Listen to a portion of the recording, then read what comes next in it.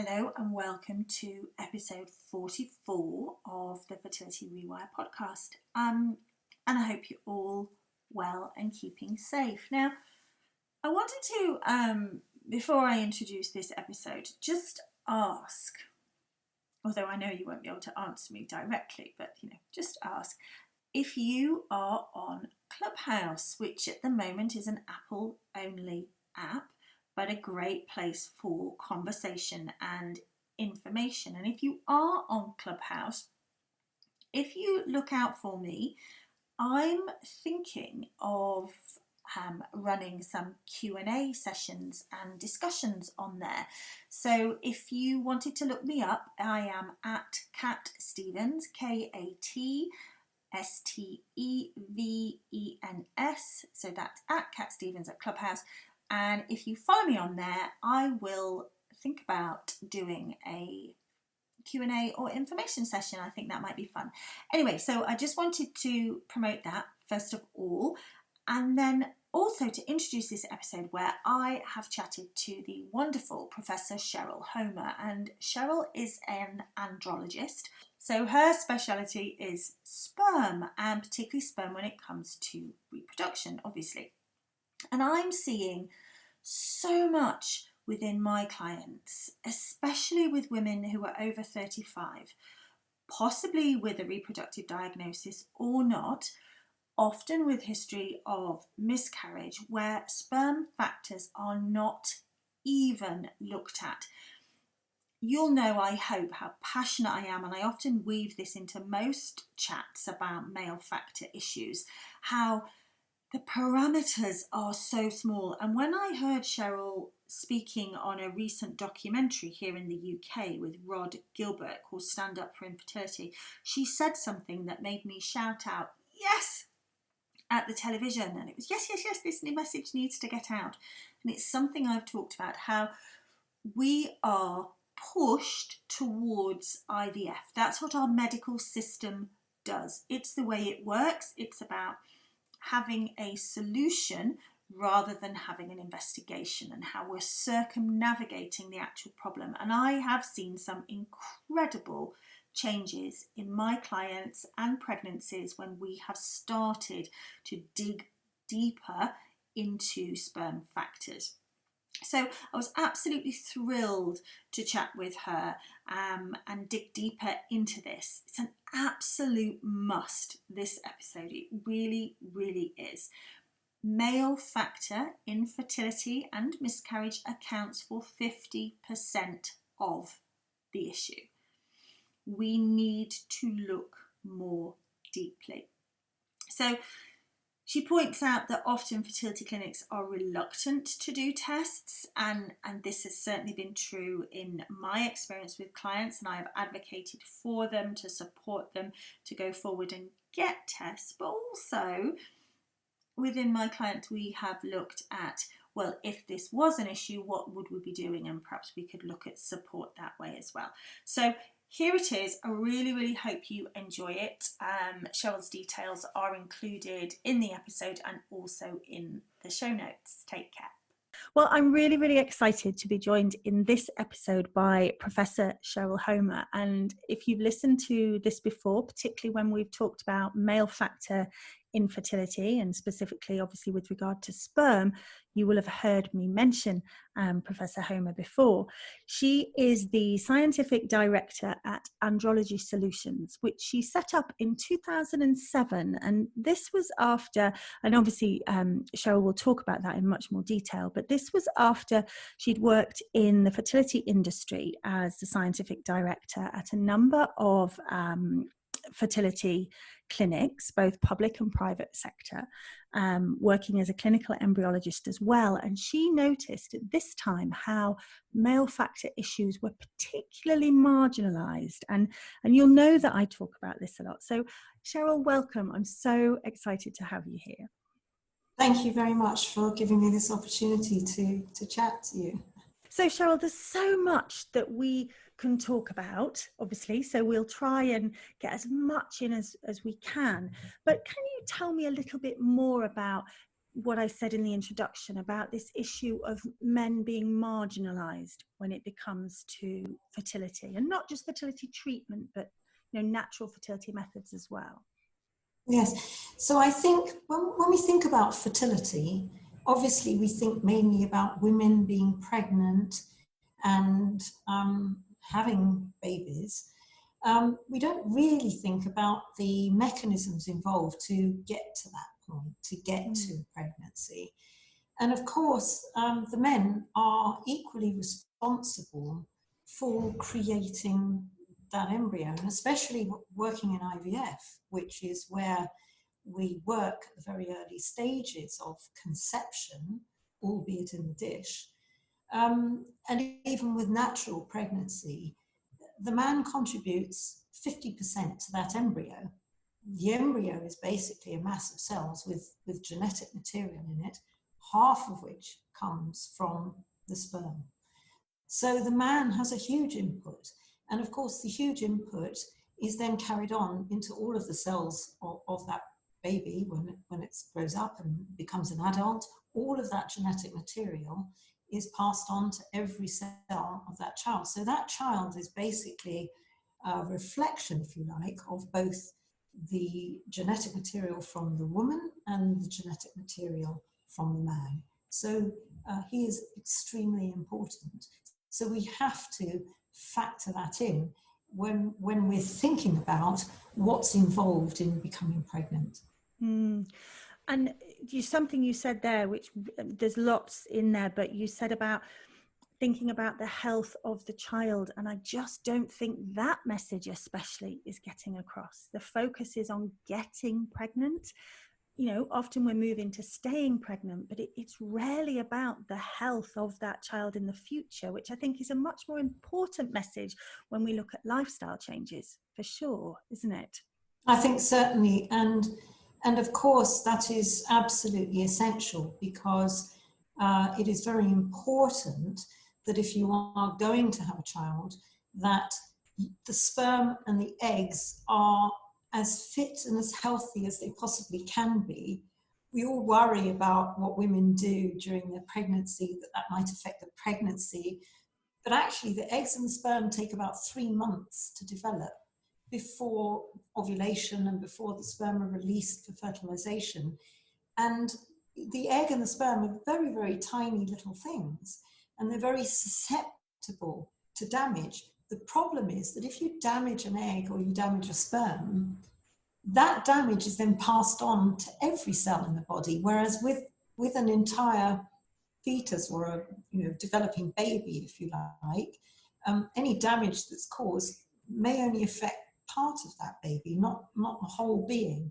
So that's why it's so important to look after your health, not just while you're pregnant, but in preparation for that pregnancy. I always tell my male patients, they need to act like they're pregnant when they're preparing their sperm for a pregnancy, because in essence, they are carrying those little tiny pre-babies. They have to think of them as pre-babies.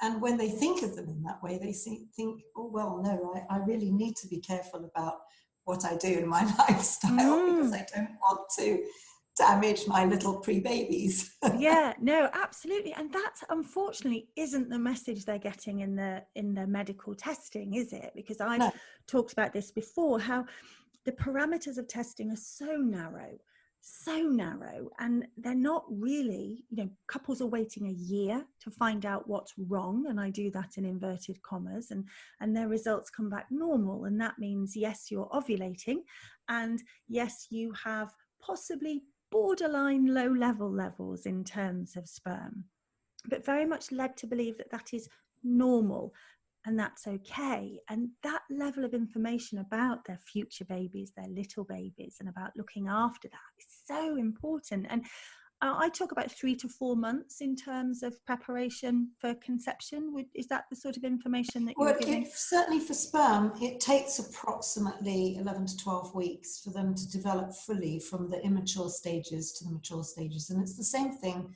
for the oocytes, for the eggs as well. So, I would say that 12 weeks is a good period of time to be preparing.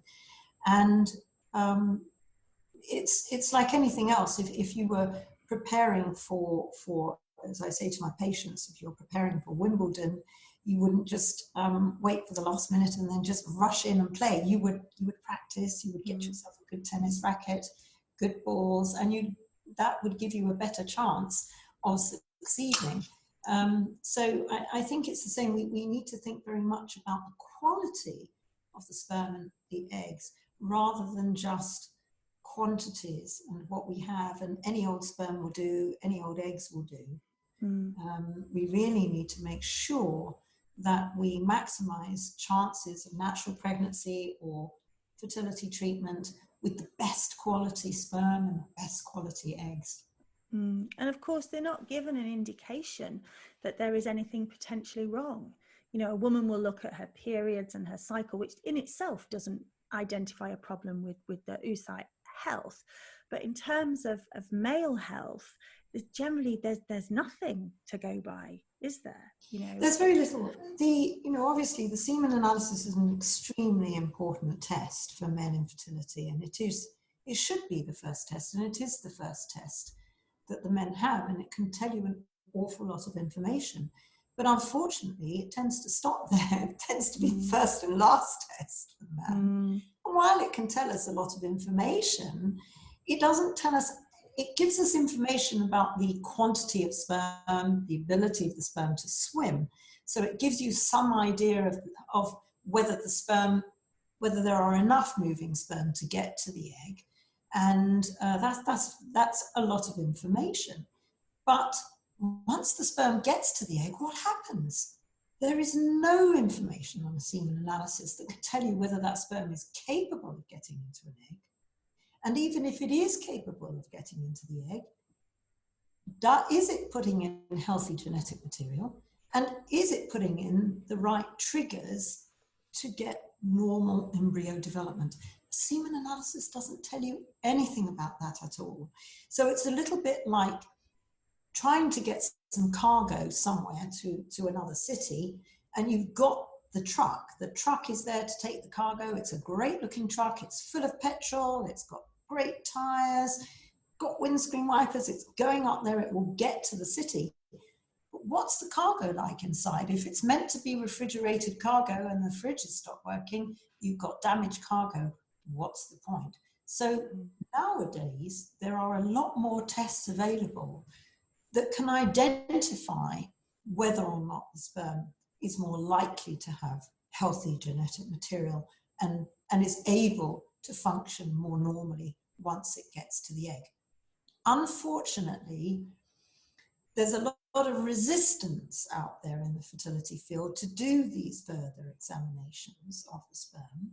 And I think in part it's because the way in which the medical profession likes to see a test coming out is that we need to have very, very strong evidence, gold standard, double placebo-blind controlled studies. And it's very difficult to get all of that when you're working with human beings in a field like fertility. Now, a lot of these tests have been investigated properly. They've been properly validated. They're very robust tests. They are tests at the end of the day. They're not treatments. They are tests. And some of these have been available for more than 40 years.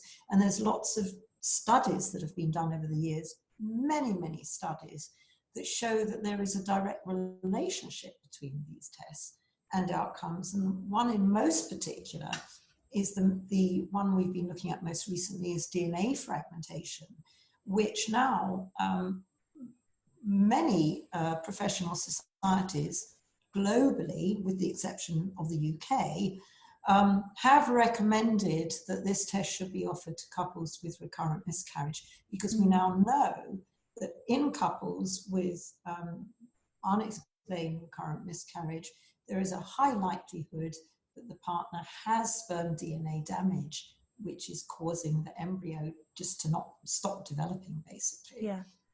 And so it's a vital test. I think, sorry to interrupt there, it is The DNA fragmentation is a test that I talk to my clients about, and especially clients with recurrent miscarriage. And I very much, advocate on their behalf. And then they speak to the clinic, and the clinic say, well, no, there's not really any point in doing that. It's really interesting how it's available, it's important. And we are a nation that does respond to tests. I have clients in the US, and I have clients here in the UK, and the marked difference between what couples in the UK are doing compared to the US, it's incredible.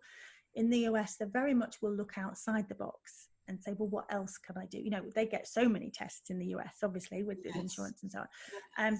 But they look outside the box more. Whereas here, and I think back to my mum, who would say to me, well, if that's what the doctor said, then, that's what's correct and that's what's true. And it's not that you want to argue with your doctor, and certainly with your fertility doctor, but being able to put that forward and request that.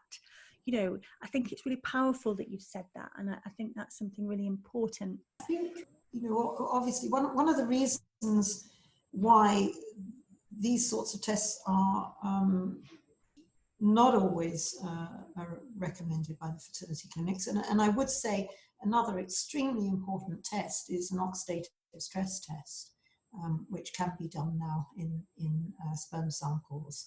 And that is now become of extremely important interest, because oxidative stress is probably one of the leading causes of sperm DNA damage. But in addition, oxidative stress has a host of damaging effects on sperm, which can interfere with the fertilization process. It can interfere with sperm motility. It can affect the shape of the sperm as well. And it can cause long-term damage in the DNA, not just DNA fragmentation, but it can increase the risk of passing on genetic mutations, which can lead to cancer in the children that are born. And it is a very, very important test. And it is integral. I usually recommend both of those tests for patients with unexplained infertility, or, if they're going to have IVF treatment, I always recommend doing that first.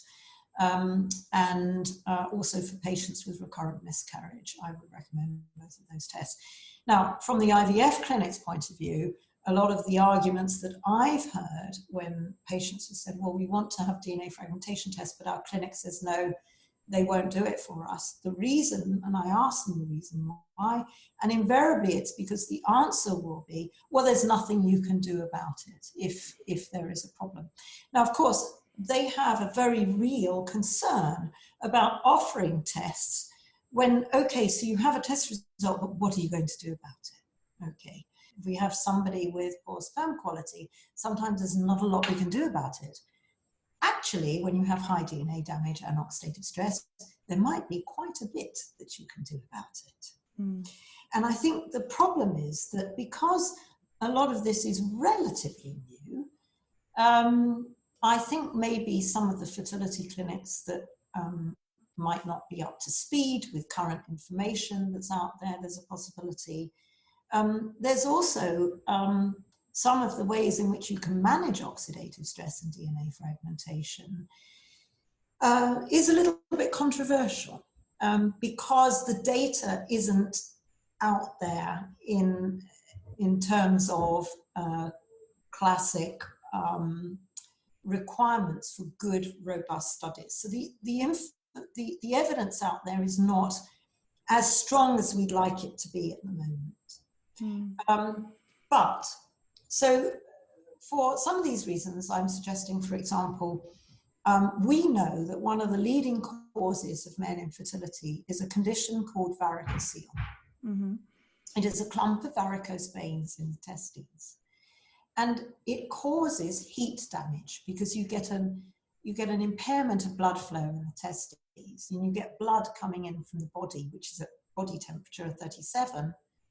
The testes are meant to be at about 33 degrees. So the blood comes into the testes, warms it all up, heats it all up. We know heat damage is bad for testes. Heat causes oxidation, it causes oxidative stress. And that's why anything that causes heat damage to the testes is bad, because it causes oxidative stress that affects the sperm, as I've just mentioned, and causes DNA damage. So if you have DNA damage or you have oxidative stress, it's a good idea to do an ultrasound scan on the chappie to make sure that he doesn't have a varicocele, because if he does, it's quite likely that that's what's causing the DNA damage. And you can repair varicoceles. Varicoceles can be repaired. Now, it's true to say that it doesn't help everybody. It can't always help. About 35% of men can be helped with varicocele repair to then go on to have a pregnancy naturally, which is as good as or better than IVF. Yeah. And how, you see, a man might not know he's got a varicocele. Some men have had a varicocele and they know based on their symptoms or visually, they know. But as you said, you might not know. So, and men aren't examined at all. It is just the semen analysis, isn't it? Never. There's no, let's have a look at your testes and let's see if there's anything obvious there. That's never done, is it? I mean, this is the sad thing about men infertility, is that whenever you sort of speak to people, if you speak to people generally about male infertility,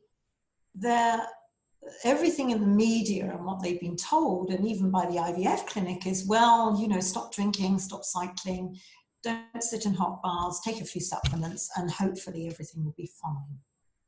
And that's it. Male infertility is a condition. Just like female infertility is a condition. There are many, many things that could be causing male infertility. Not all of them can be corrected, but some of them can. A man must have a clinical history taken from him. Yes. Systemic illnesses, underlying illnesses like diabetes, we know can affect fertility. Hypertension and the medications that are prescribed for that cause infertility. Certain drugs cause infertility. Antidepressants, very bad for men infertility. We know that hormonal imbalance, just like hormonal imbalance with women, you can't change it, but at least you can diagnose a problem just by doing a hormone profile. Which is never, ever done.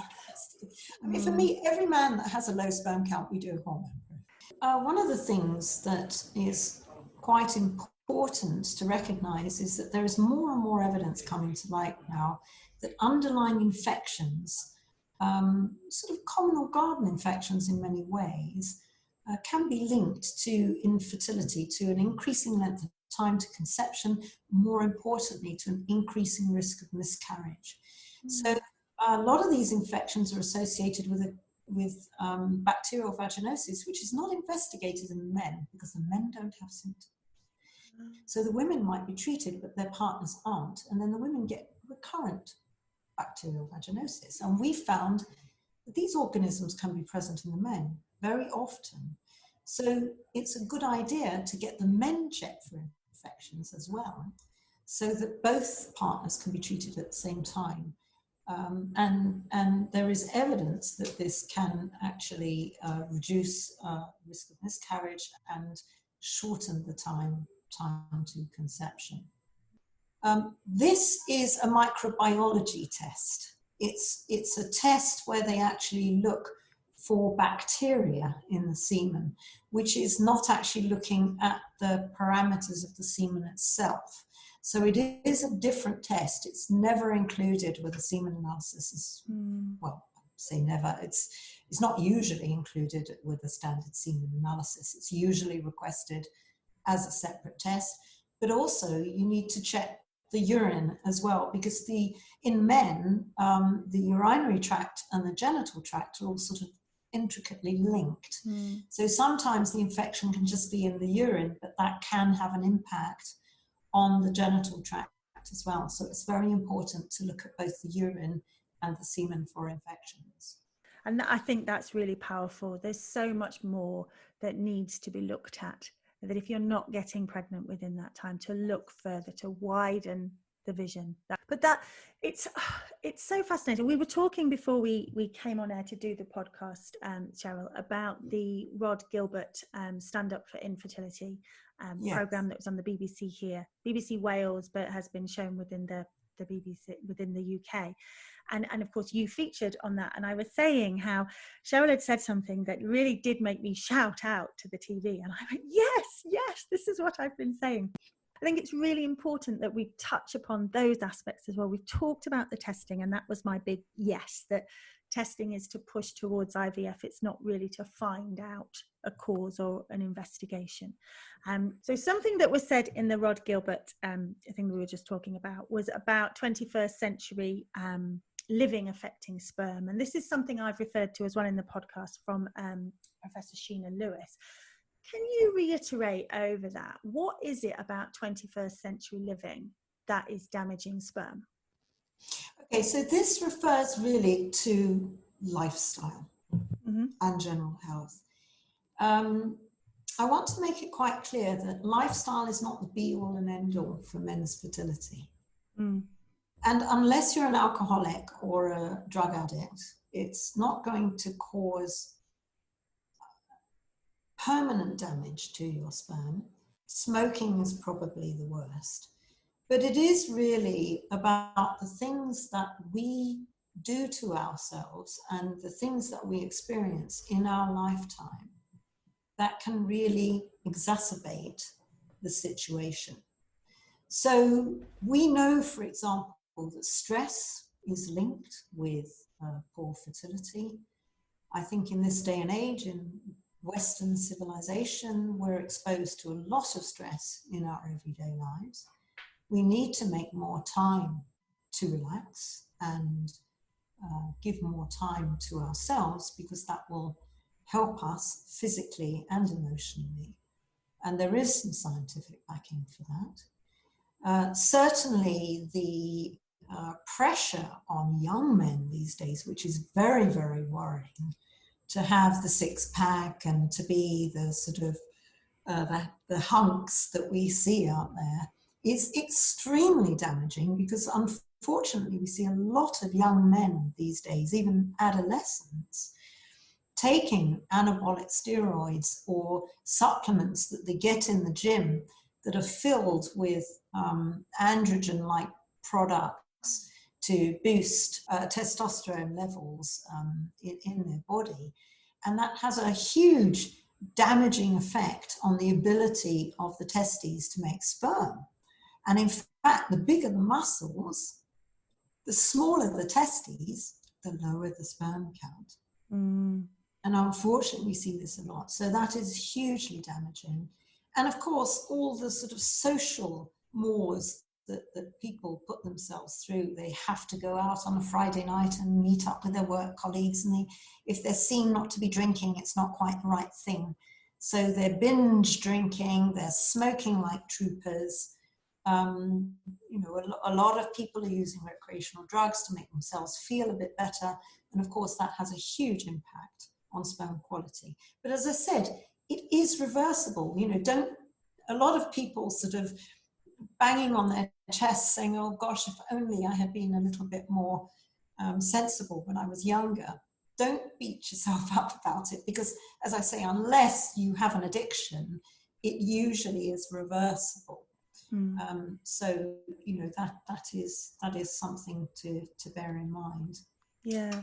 And I think as well, you said about stress and the stress of life, when you put fertility into the mix there, yes, it is huge. And, you know, again, it was talked about in the Rod Gilbert episode, and we were chatting about this earlier, the emotional impact on men is huge. And it is completely almost pushed aside, because all the focus is generally on the female. But also when it comes to men and their emotions, they take on a very supportive role during the fertility process and through IVF especially as well. That impact on them emotionally is further compounding and effectively damaging their sperm potentially as well, isn't it? It's puts a huge emotional stress on them. And I think for women, we're very good at chatting and talking to each other and expressing our emotions. And we expect our partners to support us through that. But we very rarely, I mean, I myself have had IVF and I know how I was. I wanted my partner to sort of console me and be there for me. But when I think back on it now, I wasn't consoling him. It was all about me. It was all about him supporting me. And I realize now just how desperate it must have been for him at the time as well, because all the focus was on me. Or friends would come up, oh, we're so sorry to hear that it hasn't worked. And this is what the men have to go through, feeling so guilty that they may be contributing to this. And I think especially for men who have real issues, is that they feel that guilt that, what am I doing to my partner? She's having to go through all of this because of me. And it's absolutely devastating for them, because not only do they feel emotionally inadequate, because they feel less of a man because their sperm is not as good as it should be, but they also feel that they are causing emotional heartache for their partners because it's all their fault. And they're not talking about it. And a lot of them go further and further into themselves.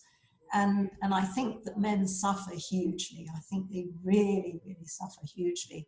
And I think that's why what Rod did was just incredible, because that's exactly what men need. They need other men to say, look, come on, got a problem here. Why don't we just kind of sit down and just chat? And for men to be able to do that, there is a wonderful closed Facebook group run by a chap called Gareth Down called the Men's Fertility Forum, which is only for men. Only men can access that. And he has done wonders. The amount of men that have found huge support from that is truly incredible. And I would recommend anyone who is looking for some sort of support where only men are allowed in, because they don't want women around. No.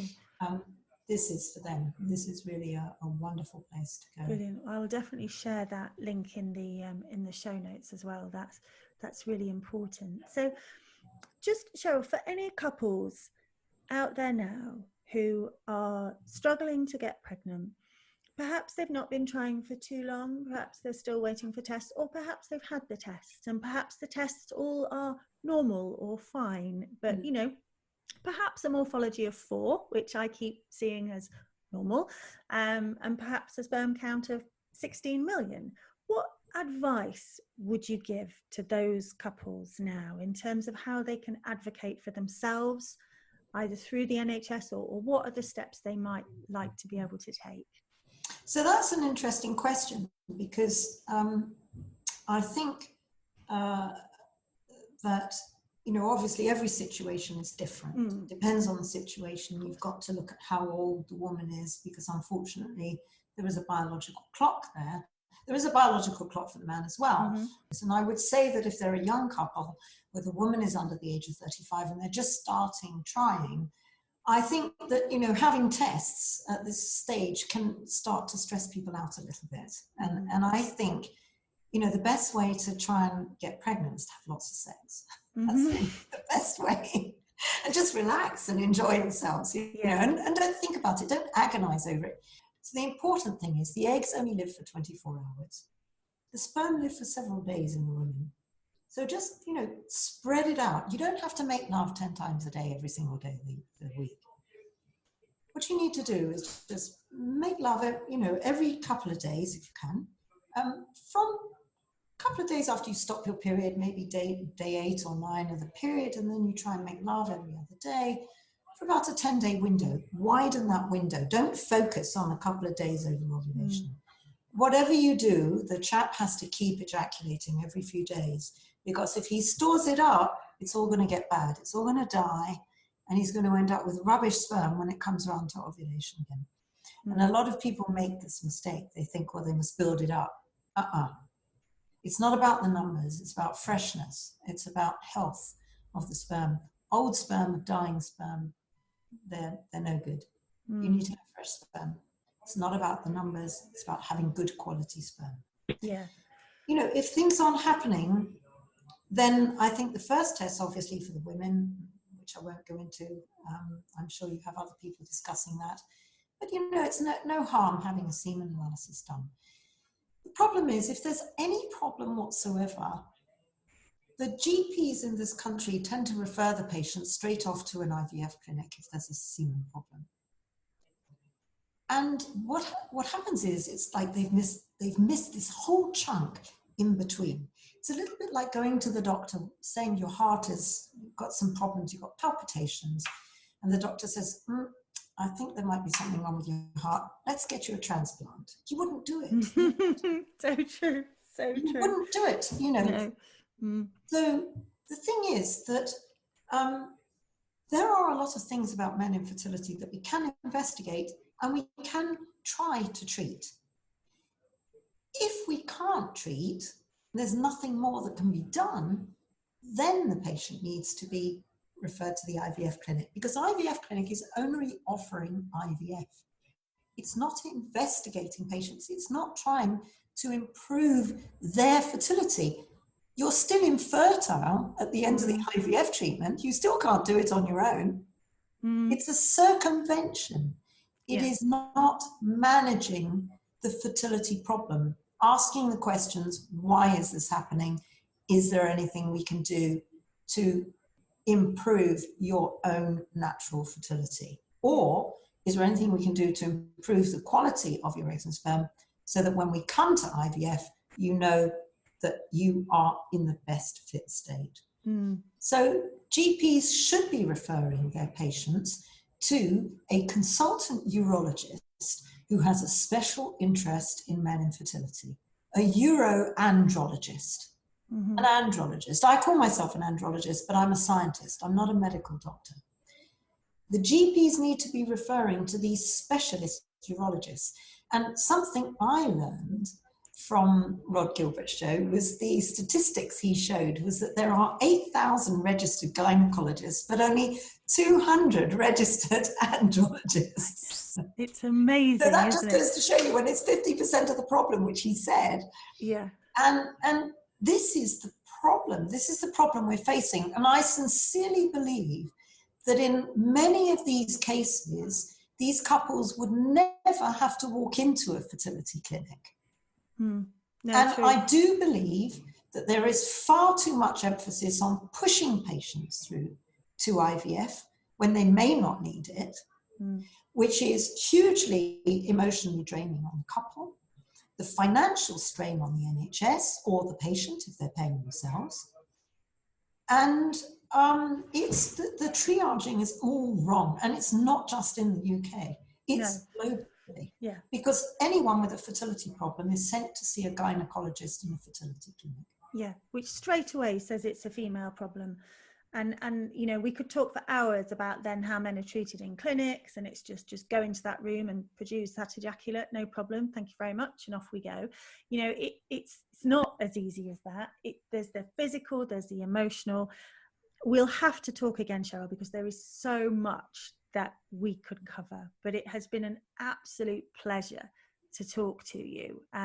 And I think my real take homes that I hope the listeners are picking up on is that things are reversible sometimes, that we need to look at lifestyle factors.